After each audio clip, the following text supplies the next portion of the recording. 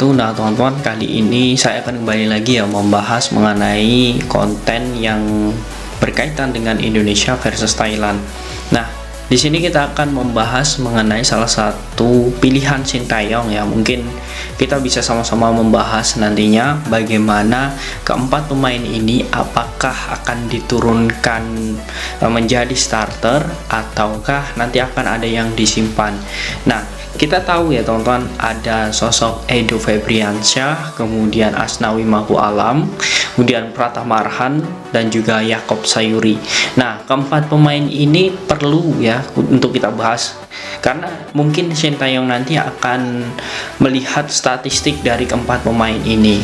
Oke, pilih Yaakob atau Asnawi, kemudian Arhan atau Edo. Nah ini akan menjadi kebimbangan bagi Sintayong. Nah mari kita bahas di konten ini bagaimana starting line up khususnya di winger ya, khususnya di winger untuk timnas Indonesia.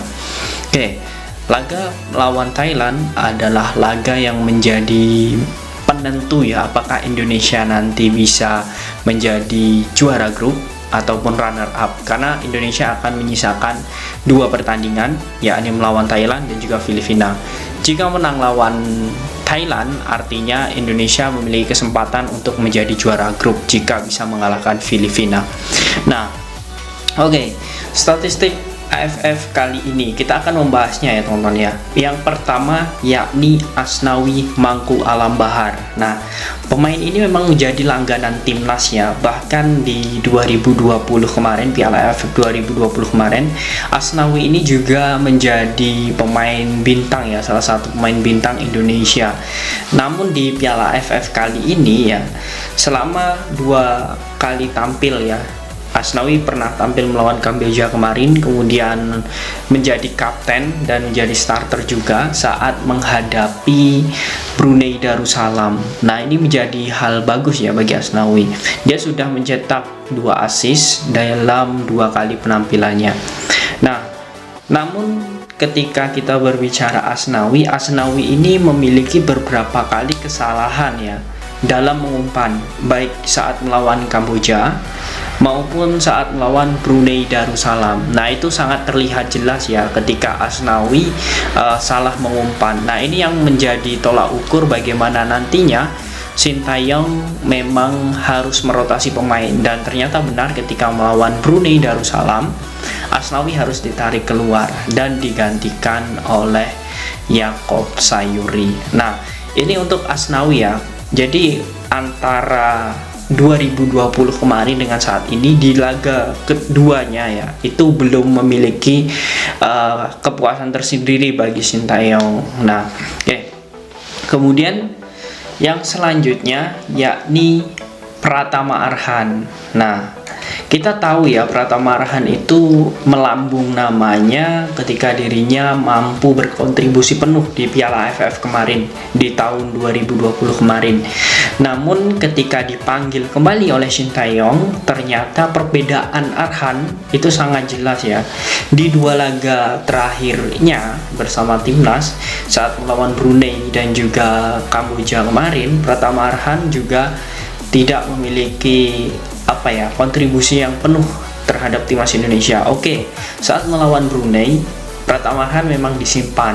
Nah, dalam artian kita bisa melihat bagaimana peluang Arhan nanti untuk tampil ya, untuk tampil saat menghadapi Thailand nanti. Namun dengan riwayat Pratama Arhan ya, di pertandingan sebelum melawan Kamboja, Arhan memang diisukan mendapatkan cedera saat latihan. Nah dan itu terbukti ketika Kamboja melawan Indonesia, Arhan tidak bisa bermain full karena harus ditanduk keluar karena cedera. Nah kemudian masuklah Edo Febriansyah. Nah Pratama Arhan kemudian Asnawi juga memiliki hal yang sama ya. Di lini belakang timnas Indonesia belum memiliki kekuatan yang besar ketika mereka masuk. Bahkan Pratama Arhan seringkali memberikan kesalahan ya waktu melawan Kamboja, dan hanya titik fokus back kita berfokus pada Fahrudin dan juga Jordi Amat pada saat itu. Nah inilah yang membuat perbedaan kedua pemain ini. Pratama Arhan dan juga Asnawi belum maksimal. Nah oke, Produktivitas Pratama Arhan semakin menurun ini mungkin beberapa alasan ya teman-teman ya. Mungkin ketika dia belum berlabuh bersama Tokyo Verdy, dia memiliki jam terbang yang sangat tinggi bersama PSM Makassar. Namun ketika dirinya berlabuh ke Liga Jepang bersama Tokyo Verdy, otomatis ya Pratama Arhan aja hanya memiliki satu kesempatan bermain di laga resmi.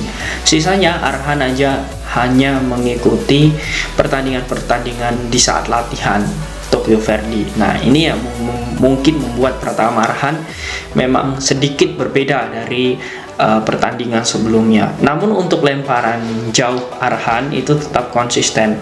Hanya saja Arhan ini terkadang masih telat untuk kembali ke posisi awalnya. Nah, oke. Kemudian kita akan membahas selanjutnya dari dua nama ya, antara Arhan dan Asnawi sudah kita bahas tadi, bahwasanya dari dua laga terakhirnya ya, ini belum memiliki peluang yang signifikan untuk menjadi starter. Nah, namun untuk Arhan mungkin masih bisa ya menjadi starter karena sudah terlihat pada saat melawan Brunei, Sintayong mencoba untuk menyimpan pemain-pemain inti dan Pratama Arhan tidak dimainkan saat melawan Brunei. Nah ini indikasi bahwa Arhan nanti akan menjadi starter. Oke, kemudian kita lanjut ke Edo Febriansyah. Diragukan saat melawan Kamboja dan ternyata benar saja minim sekali bagaimana kreativitas dari Edo Febriansyah ketika melawan Kamboja.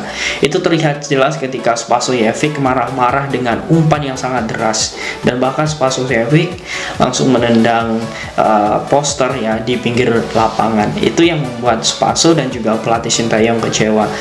Namun kepercayaan Sintayong dibayar tuntas oleh Edo Febriansyah di laga kedua. Bisa dibilang Edo Febriansyah ini adalah man of the match kedua Indonesia ya, lantaran dirinya memiliki kontribusi penuh terhadap kemenangan timnas atas Brunei. Bahkan dirinya juga sudah memberi 2 assist. Nah ini menjadi hal bagus.